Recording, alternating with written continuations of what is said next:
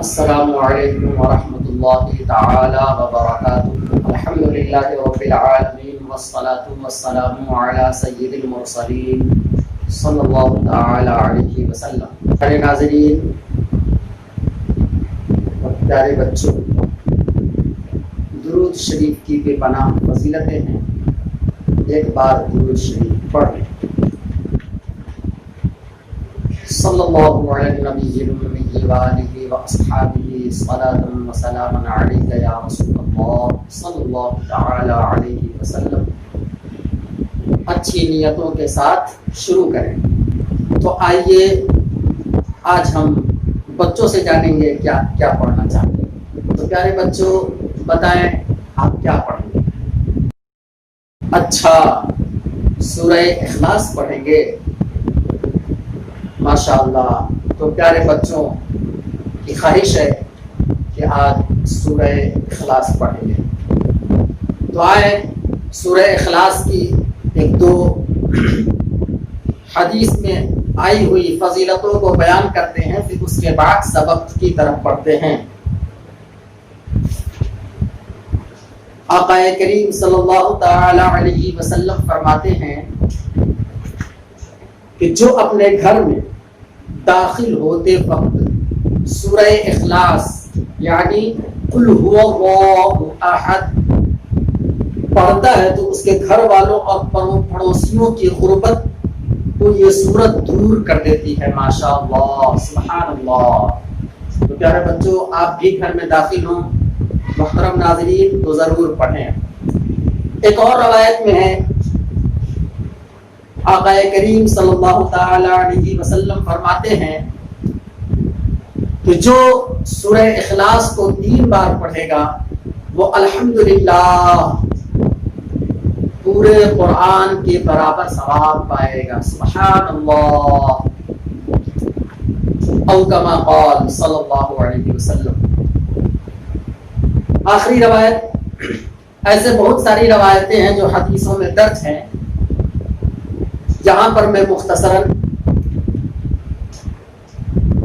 حضرت علی رضی اللہ تعالی عنہ سے مروی جہاں آقا کریم صلی اللہ تعالی علیہ وسلم ارشاد فرماتے ہیں جو بعد نماز فجر کسی سے بات کرنے سے پہلے 10 بار قل هو اللہ احد پڑھے گا اس دن کی گناہ، اس دن کو کوئی گناہ اس سے لاحق نہیں ہوگا اور شیطان سے بچا رہے گا۔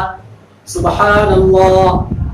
انشاءاللہ آئیے ارادہ کرتے ہیں انشاءاللہ عز و جل ہم لوگ کوشش کریں گے کہ فجر کی نماز کے بعد اس کو پڑھیں اور اس کو اپنی زندگی میں اپنائیں۔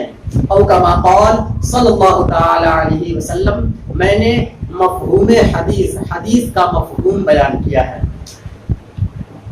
صلی اللہ تعالی علیہ وسلم، صلو علی الحبیب صلی اللہ علیہ وسلم۔ آئیں سبق کی طرف پڑھتے ہیں۔ سورہ فاتحہ، سورہ فلق اور سورہ ناس کو آپ نے پڑھ لیا۔ آج آپ کا سبق ہے سورہ اخلاص۔ سورہ اخلاص 30ویں پارے کی سورت ہے اور یہ بہت چھوٹی سورت ہے۔ چھوٹی سورتوں میں اس کا شمار ہوتا ہے۔ تو آئیں شروع کرتے ہیں۔ اعوذ باللہ من الشیطان الرجیم، بسم اللہ الرحمن الرحیم۔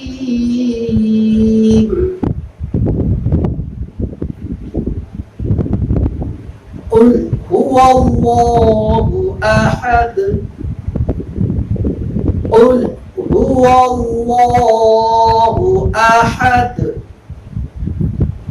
قل کو آپ نے پہلے بھی پڑھ لیا ہے۔ لام پر جزم ہے اور جزم کا معنی ہوتا ہے سکون یعنی ٹھہر جانا ہے۔ تو 1 سیکنڈ کے لیے میں نے بتایا تھا کہ 1 سیکنڈ کے لیے ٹھہر جانا ہے۔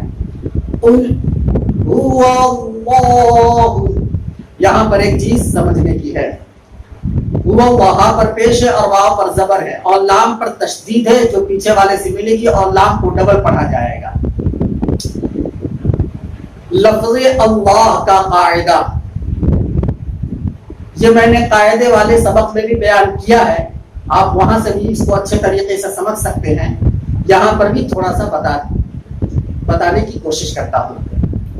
لفظ اللہ، آپ یہ قاعدہ یاد رکھیں، لفظ اللہ، اللہ یہ ایک پورا یہ کلمہ اللہ، تو اللہ، لفظ اللہ سے پہلے زبر یا پیش ہو، زبر یا پیش ہو تو لفظ اللہ کا لام جس پر تشدید ہے، جس لام پر تشدید ہے، اس لام کو ہمیشہ پر پڑھیں گے، موٹا پڑھیں گے، اللہ اللہ، تو اس طرح۔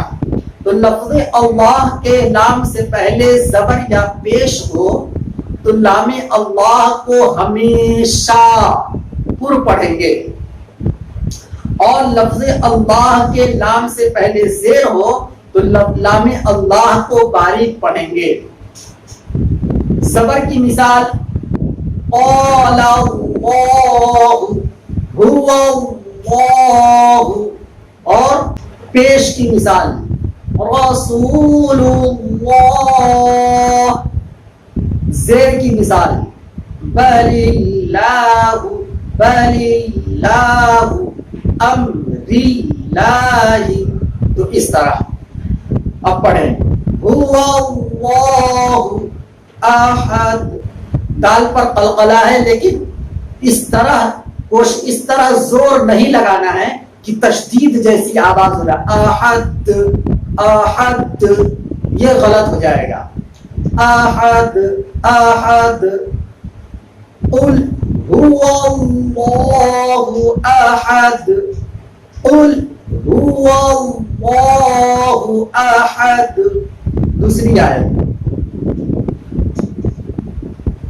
اللہ الصمد، تو اللہ کو آپ نے پہلے بھی پڑھ دیا، اور الصمد یہ بھی پیچھے کی طرف سب پر حرکت زبر کی ہے تو جلدی پڑھیں گے اور دال پر قلقلہ ہوگا، لیکن تشدید جیسی آواز نہیں نکلے گی، نہیں تو وہ پھر غلط ہو جائے، اس لیے کہ تشدید میں زور لگا کر 2 مرتبہ آواز نکالنا ہے، صمد، تو یہ غلط ہو جائے گا، بلکہ وہاں پر صرف جزم ہے، قلقلہ کر کے ٹھہر جانا ہے، صمد صمد صمد، اللہ الصمد۔ اب پیچھے سے اگر کوئی ملا کر پڑھنا چاہے تو کیسے پڑھے گا؟ هو اللہ احد، تو احد کے دال پر تنوین ہے، اور تنوین اور نون ساکن کی آواز یکساں ہوتی ہے، برابر ہوتی ہے، آپ نے قاعدہ پڑھ لیا ہے۔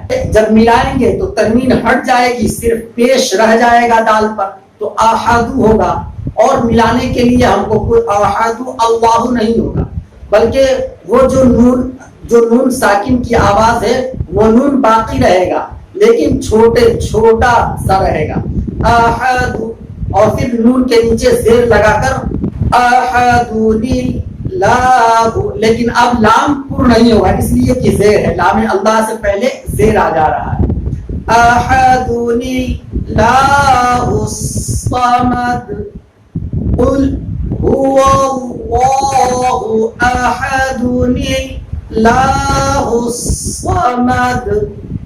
تیسری آیت لم یلد ولم یولد، لم یلد، یہاں پر میم ساکن کا قاعدہ ہے، آپ نے اس کو بھی قاعدے کے بیان میں پڑھ لیا ہے، میم ساکن کا قاعدہ آپ وہاں بھی جا کر دیکھ سکتے ہیں۔ میم ساکن کے 3 قاعدے ہیں، اظہار شفوی، اخفاء شفوی، ادغام شفوی۔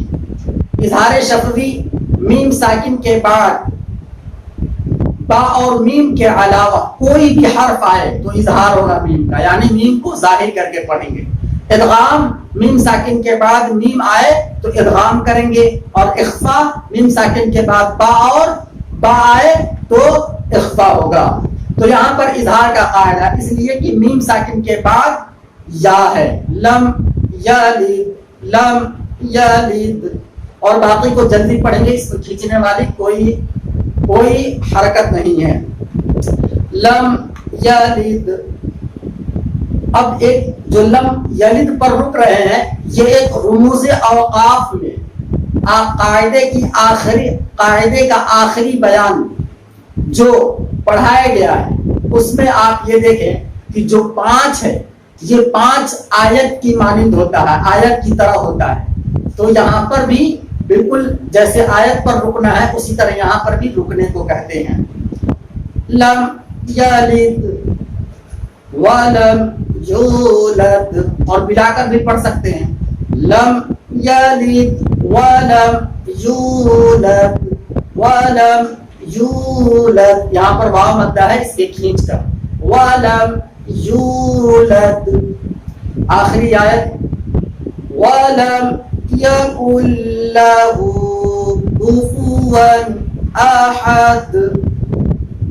ولم یکن، تو ولم یکن میم ساکن کا اظہار ہو رہا ہے یہاں پر، اس لیے اور جلدی پڑھیں گے. ولم یکن. اب یہاں پر یکن لہو ایک قاعدہ، تنوین اور نون ساکن کا چوتھا قاعدہ ادغام یرملون کا. آپ نے قاعدہ پڑھ لیا کہ تنوین یا نون ساکن کے بعد حروف یرملون، اور حروف یرملون 6 ہیں، یا را میم لام واو نون. تو حروف یرملون میں سے کوئی ایک حرف آئے تو ادغام ہوگا. اب اس کی 2 صورتیں ہیں، ادغام مع الغنہ اور ادغام بلا غنہ. تو یہاں پر ادغام بلا غنہ ہے کیونکہ لام اور را میں ادغام بلا غنہ ہوگا، یعنی بغیر غنہ کے، اور یا واو میم نون 4 حرفوں میں مع الغنہ ہوگا، ادغام مع الغنہ. تو یہاں پر یرملون میں سے لام نون ساکن کے بعد یکن لہو، نون ساکن ہے اس کے بعد لام ہے اور لام پر تشدید ہے. تو یکن لہو، یکن لہو، ادغام کا معنی ہوتا ہے ملانا. ولم یکن لہو کفوا لہو، الٹا پیش ہے جو واو مدہ کے برابر ہوتا ہے، کھینچ کر پڑھیں گے. ولم یکن لہو کفوا احد، کفوا ون.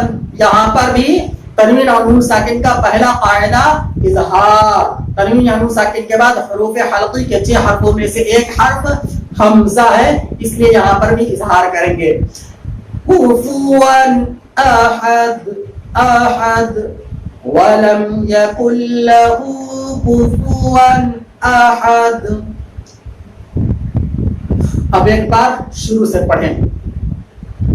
بسم اللہ الرحمن الرحیم.